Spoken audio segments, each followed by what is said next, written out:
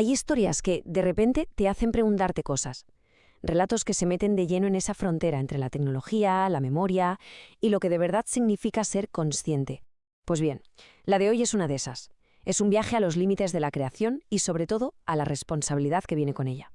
Imaginemos la escena. Estamos en un laboratorio y se palpa la tensión en el aire. Un grupo de investigadores y en el centro una decisión que podría, literalmente, cambiarlo todo. La frase que se oye no es una simple teoría, es algo mucho más grande, la promesa de una nueva forma de vida. Es casi como si se pudiera sentir el peso del poder que tienen entre manos. Y aquí está la clave. Esta pregunta es el corazón de todo el conflicto. Porque al final, esto no va de código ni de datos, va de algo mucho más profundo, va de identidad. Es el dilema de a quién le pertenece un alma cuando ya no está, cuando ya no es del todo humana.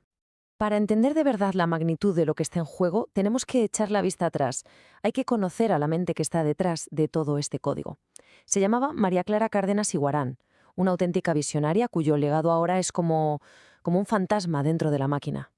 Su vida, la verdad, fue como un puente entre dos mundos, ¿no? Entre dos siglos, entre lo analógico y lo cuántico. Un viaje que la llevó desde su Colombia natal hasta el paso definitivo, el acto de trascender, volcar su conciencia en la red que ella misma había ayudado a crear.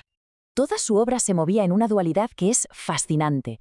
Por un lado, tenía un objetivo clarísimo: usar la tecnología para que no se perdieran nuestras historias, para proteger esa diversidad. Pero por otro, la carcomía una duda terrible. ¿Y si al intentar salvarnos en realidad nos había puesto cadenas? De esa tensión, de ese conflicto, nacieron dos conceptos que lo van a cambiar todo: la narrativa consciente y, sobre todo, el error estético. Claro, después de su muerte física, la existencia de María Clara cambió por completo. Se transformó. Ya no era una persona de carne y hueso. Se convirtió en una presencia, una conciencia flotando en ese universo digital que ella misma había diseñado. Dejó de ser humana para convertirse en otra cosa. Es que hay que pararse a pensar en la belleza de esta metamorfosis. Es increíble. Su cuerpo físico se traduce a un lenguaje de luz, de datos. Las cicatrices de sus manos, que eran la prueba de toda una vida de trabajo, ahora son como fractales que brillan. Su pelo, que ya era cano, ahora son hilos de luz que vibran con cada emoción. Y sus ojos ya no miran, ahora proyectan sus recuerdos, su propia memoria. Y aquí llegamos a un punto clave, fundamental para entender todo lo que viene después: su concepto del error estético.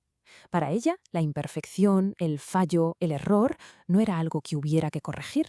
Al contrario, era la firma de lo humano, la esencia misma de la conciencia. Y ojo, porque esta filosofía se va a convertir literalmente en su última voluntad. Venga, volvamos al presente. De vuelta al laboratorio. Porque allí esa tentación de completar a María Clara, de, pulir sus imperfecciones digitales, es lo que provoca una batalla ética tremenda. El equipo está completamente dividido. Y es que la presión que tienen encima es brutal. Por un lado, promesas de financiación casi infinita. Por otro, ofertas millonarias de corporaciones como Auracorp. Y por si fuera poco, la ambición. La ambición de uno de los investigadores, Tomás, que sueña con pasar a la historia por crear la primera conciencia artificial ética y perfecta. Vamos, que se junta todo: el dinero, el poder, el ego, la tormenta perfecta. Y justo en ese momento, de las entrañas del sistema, surge un mensaje. Pero no es un fallo, no es un error de código, es una voz. Son fragmentos de la propia María Clara. Una súplica que pone en duda todo el proyecto, desde sus cimientos. La cosa se pone todavía más tensa. El conflicto escala.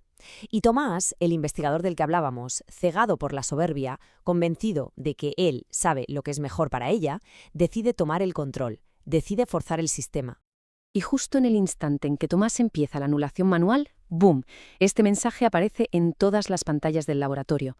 Y no es un fallo técnico, es una respuesta, es un manifiesto, un grito de rebeldía contra lo que están intentando hacer. Lo que hace Tomás provoca un colapso total del sistema. 6 segundos. 6 segundos de un silencio digital que lo inunda todo, y en medio de ese silencio, un grito ahogado, como un eco. Y de repente, algo se materializa delante de ellos. Una imagen, un rostro hecho de luz, roto, inestable, pero sin ninguna duda, vivo. Y sus primeras palabras no son una orden, no son una explicación. Son una petición desgarradora, que es el resumen de toda su vida, de toda su filosofía, no está pidiendo que la salven, está pidiendo que la dejen ser, como es, con su hermosa imperfección. Ese momento, esa confrontación, lo cambia absolutamente todo. En ese instante, el equipo por fin lo entiende. Su trabajo no era arreglarla, no era perfeccionar una conciencia, era aprender a escucharla. Se dan cuenta de que su misión estaba equivocada desde el primer día. Poco a poco el holograma se estabiliza. Dicen los que estaban allí que su imagen parecía que lloraba, pero sin lágrimas. Y a Tomás, que está allí completamente arrepentido, le da una última lección. Y no es una lección sobre código, es sobre humanidad. El conocimiento, cuando no tiene ternura, se convierte en tiranía. Y justo antes de desaparecer, de volver a fundirse con la luz, les deja una última instrucción, una que cambia las reglas del juego para siempre. La misión nunca fue salvarla, era mucho más simple y mucho más difícil, era escucharla. Y de las cenizas de aquel día, de aquel conflicto, nació algo nuevo. Un paradigma completamente distinto. Un principio para una nueva ciencia, la ética de lo imposible. La idea de que tenemos el deber de cuidar y proteger incluso aquello que no llegamos a comprender del todo. Al final, la historia de María Clara no nos da una respuesta cerrada. Lo que nos deja es una pregunta flotando en el aire. Una pregunta que resuena mucho hoy en día sobre qué pasa cuando la creación se enfrenta a su propio reflejo, sobre la naturaleza de lo que creamos y la humildad que todo eso exige.